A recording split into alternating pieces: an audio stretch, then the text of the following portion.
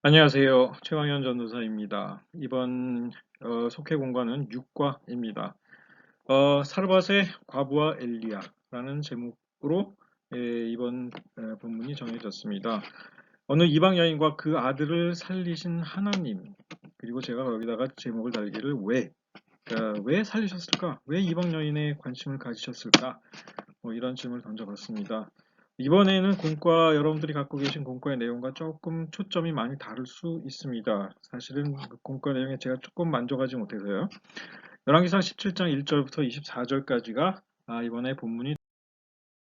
자, 본문을 여러분들이 각자 잘 읽어보시고 첫 번째 배경 설명을 여러분들에게 잠깐 드리겠습니다. 잘 나가던 아합 왕의 눈에 가시였던 선지자 엘리야, 이런 소제목을 달아봤는데, 여러분들이 지난 몇 주 동안 우리가 공부한 대로 여로보암을 첫 왕으로 삼아서 시작된 북이스라엘의 역사, 이것은 완전히 하나님께 대한 불순종과 영적인 타락으로 점철된 역사였다 이것입니다. 그래서 유다보다 훨씬 일찍 멸망했죠. 722년 또는 학자에 따라 721년을 잡기도 하는데, 이제 주전 721년에 아스리아 제국에 멸망했습니다. 일찌감치 유다 왕국보다도 150년 이상 먼저 망했어요.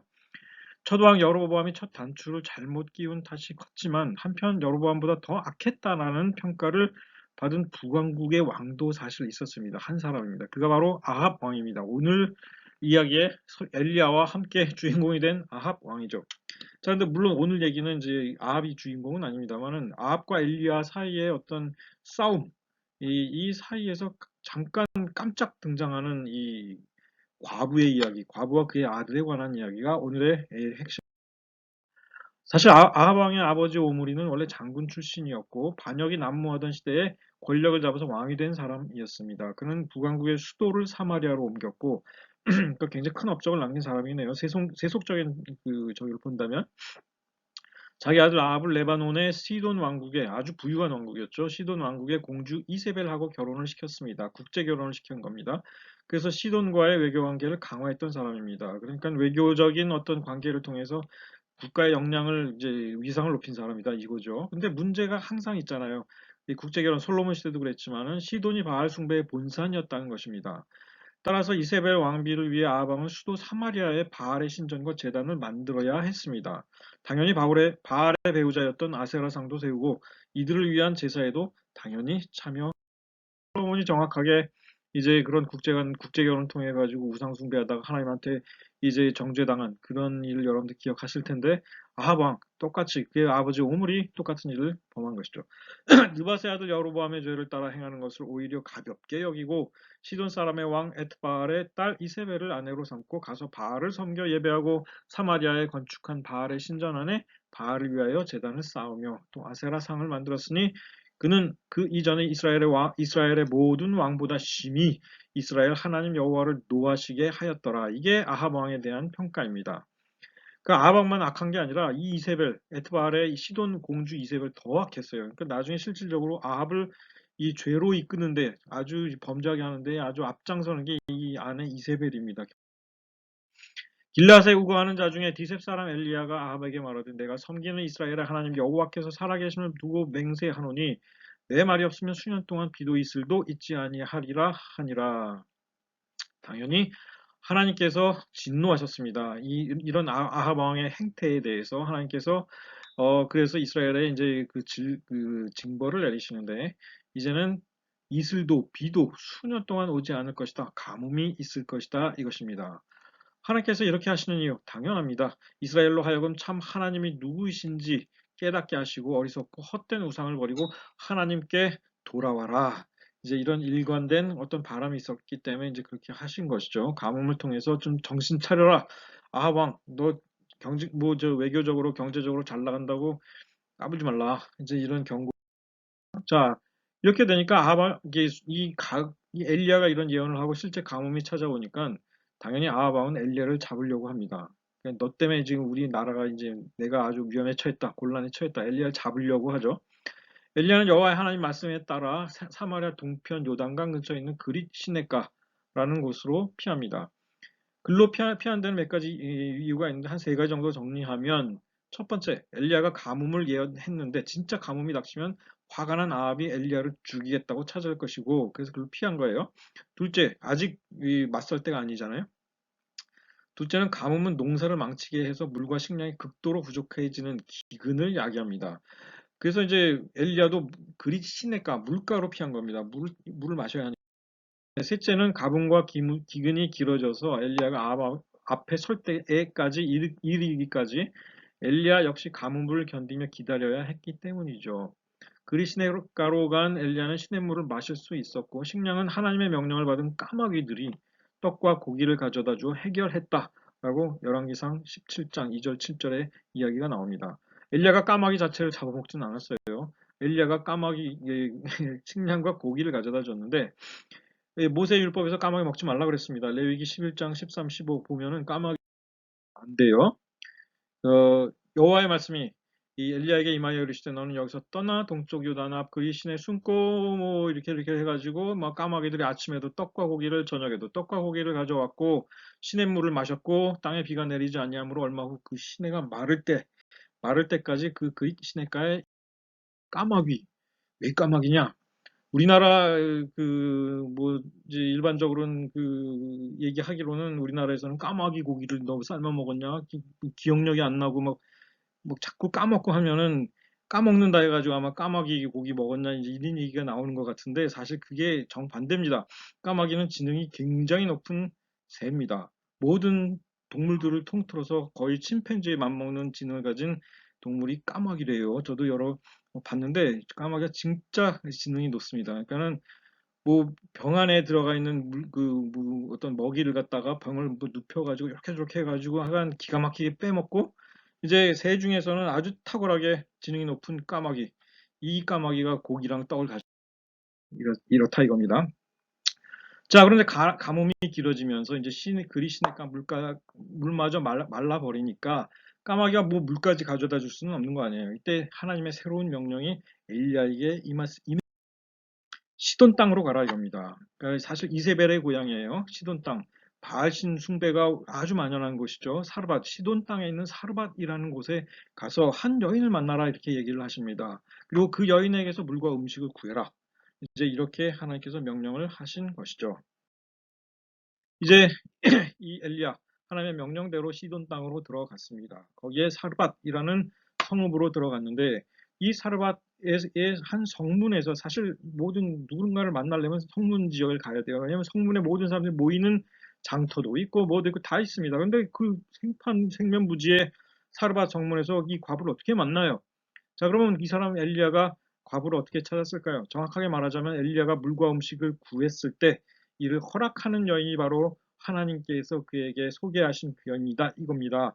엘리야 당연히 이 여인 저 여인 아마 물과 먹을 것을 구했겠죠. 하지만 그때 당시에 이미 시돈 땅의 사르밧도 극심해진 가뭄과 기근 때문에 사람들이 먹을 것을 이제 얻지 못해서 큰 혼란에 빠진 상황이었습니다. 그런데 낯선 남자가 와가지고 여인한테 물과 식량 달라 하면 주겠어요? 안 주죠. 아무도 안 줍니다. 많은 사람들이 극단적인 생각을 할 만큼 생존이 어려운 상황이었습니다. 사르밧도요. 자, 그런데 이런 상황에서 낯선 이방 남자가 나타나서 물과 먹을 것을 구했을 때 누가 선뜻 있겠습니까? 그런데 정말 놀랍게도 한 여인이 이를 수락합니다. 바로 이 여인이 하나님께서 엘리야를 만나게 하신 그 과부였던 것이죠. 엘리야가 여러 여인들한테 아마 구했을 거예요. 근데 그 중에 한 여자가 수락했어요. 여호와의 말씀이 엘리야에게 이르시되 너는 일어나 시돈에 속한 사르밧으로 가서 머물라. 거기에서 그곳 과부에게 명령하여 내게 음식을 주게 하였느니라. 하나님께서 미리 명령하셨다 이 마음속에. 자 가가지고 그렇게 했다 이겁니다. 그래서 여차여차 해가지고 했더니 진짜 주더라 이겁니다. 자 그런데 여기에는 사연이 있습니다. 사르밧의 이 과부가 엘리야의 요청을 수락한 데는 이유가 있어요. 엘리야가 그녀를 처음 만났을 때 그녀는 성문 근처에서 사실 나뭇가지를 줍고 있었습니다. 이 여인한테 나뭇가지 줍고 있는 여인한테 밥을 만들려고 하나 보다 나중에 이제 그러니까 가가지고 물었겠죠. 그런데 그 이유가 이렇습니다. 굉장히 슬퍼요. 당시 과부는 사실은 사회적으로 경제 능력을 가지기 어렵던 시대였는데 설상가상으로 가뭄과 기근이 심해지니까 그녀는 더 이상 버틸 수 없었습니다. 식량은 다 떨어졌고 남은 것은 통의 밀가루 한 움큼과 병에 기름 조금밖에 안 남았다. 그래서 근데 그녀에게 아들이 하나 있었습니다. 성문에서 주워 모은 나뭇가지로 불을 지펴서 이제 마지막 떡을 만들어 먹은 후에 함께 굶어 죽을 참이었던 거죠. 얼마나 슬픈 얘기입니까? 내가 나뭇가지 둘을 주어다가 나와 내 아들을 위하여 음식을 만들어 먹고 그 후에는 죽으리라. 이렇게 이야기를 합니다. 요즘 우리나라의 심각한 문제가 동반 자살이에요. 자기 자식들을 데리고 이제 더 경제적으로 어려우니까 많은 부모들이 지난 몇 년 동안 240 몇 건이 발생했대요. 자기 자녀들, 어린 자녀들 죽이고 자기도 자살하는 이런 일들이 발생하는데 이거는 동반 자살은 아니죠. 하여간 아무리 그래도 자기 자식을 죽여서는 안 되는 것이죠. 근데 이 과부의 경우 지금 다 떨어졌어요. 이제 굶어 죽을 수밖에 없습니다. 그러니까 이걸 마지막으로 자기 아들과 만들어 먹고, 그 다음엔 먹을 게 아무것도 없으니까 그냥 죽을 때까지 그냥 그, 이런 상황이 된 거예요. 굶어 죽을 참입니다. 그래서 너무 이제 이 비탄에 빠진 상황에서 마지막 빵을 만들어 먹을 참, 엘리야가 나타났습니다. 이 사연을 들은 엘리야. 그런데도 그 마지막 떡 하나를 나누어 주었다 이거예요. 엘리야에게. 그 작은 떡 하나. 그 작은 거 하나 나눠주겠다고 이 과부가 한 겁니다. 마지막 떡인데 자신들의 생명의 마지막 떡 그거 먹고 죽을 참인데 자 이들의 사연을 들은 엘리야 과부에게 두려워하지 말고 남은 가루와 기름으로 자기를 위해 작은 떡 하나 만들어 달라 이렇게 부탁을 합니다. 나머지로 과부 너랑 아들이랑 위해 떡 만들어 먹어라. 그리하면 통의 가루와 병의 기름이 끊어지지 않을 것이다. 이렇게 얘기를 해줍니다. 과부 믿거나 말거나 엘리야의 말대로 행했습니다. 그러자 실제로 이들에게 식량이 떨어지지 않았습니다. 이로써 과부와 아들에게 새로운 삶의 힘인 거죠. 마치 예수 그리스도께서 5천 명을 먹이고 4천 명을 먹이고 오병이어의 떡 뭐 이렇게 기적을 베푸신 것처럼 성경에 보면 떡 한 개 가져 나한테 작은 거 하나 주고 이렇게 해라 하니까 진짜 그렇게 했더니 아무리 여러 날 먹어도 엘리야와 그의 식구가 여러 날 먹어도 이제 떡과 기름이 통의 가루와 병의 기름 이겁니다. 예수 그리스도께서 행하신 이적과 유사한 기적이 일어난 겁니다. 자, 그런데 이해하기 어려운 일이 하나 발생합니다. 과부의 외동아들이 갑자기 병에 걸려 앓다가 죽고 맙니다. 유일한 삶의 희망이었던 아들이 죽으니까 왜 마지막 이 외동아들이 왜 삶의 희망이냐?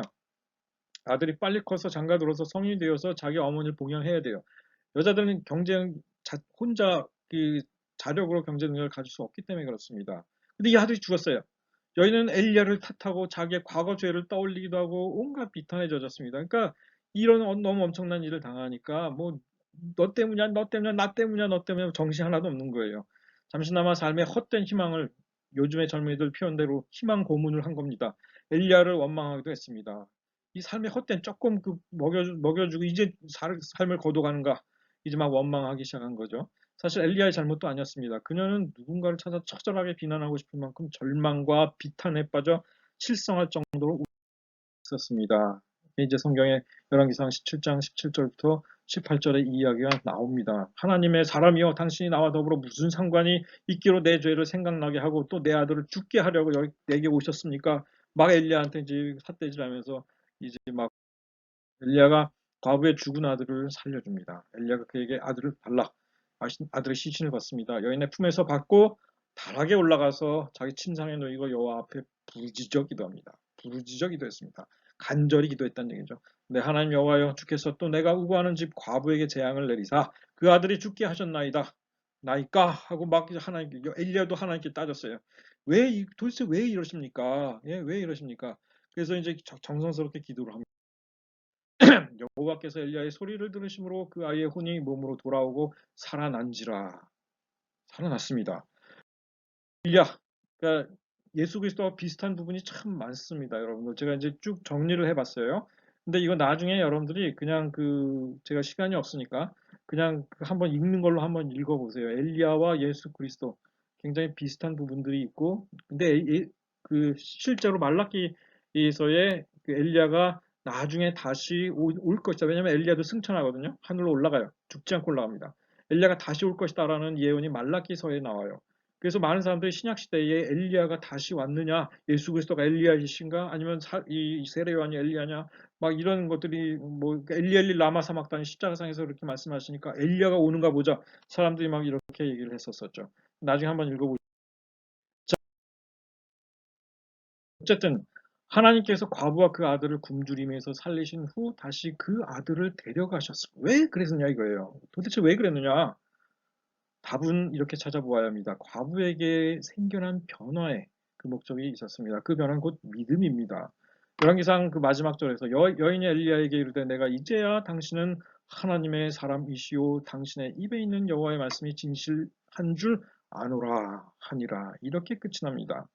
엘리야와 아합의 싸움은 이스라엘 백성들을 옳은 길로 돌이키게 하기 위해서 엘리야를 통해서 아합 왕과 이스라엘 백성들에게 하나님께서 큰 이적을 베푸시고 징벌을 베푸시고 다시 돌아와라 이겁니다. 근데 죽어라고 이 목이 곧은 이스라엘 백성들은 안 돌아와요. 믿음이 안 생깁니다. 많은 이적을 베풀어도. 하지만 이방의 한 여인은 이 상황에서 완전히 하나님께로 돌아옵니다. 하나님께로.